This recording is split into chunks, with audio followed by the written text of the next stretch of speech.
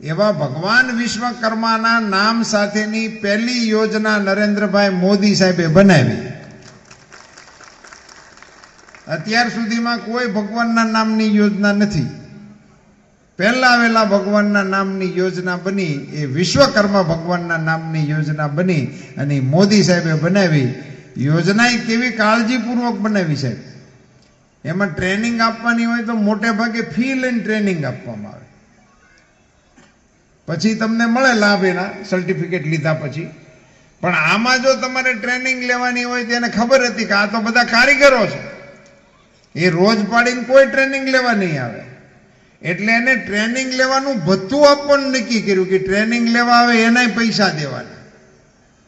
પછી એને સર્ટિફિકેટ આપવામાં આવે, સર્ટિફિકેટ આપ્યા પછી એને લોન આપવામાં આવે, એને કીટ આપવામાં આવશે જે અદ્યતન ટેકનોલોજી છે જે તે વિષયની એને લગતી કીટ આપવામાં આવશે. એ યોજનાની વિશે મારે અત્યારે આપને બહુ સમજાવવાની આવશ્યકતા નથી.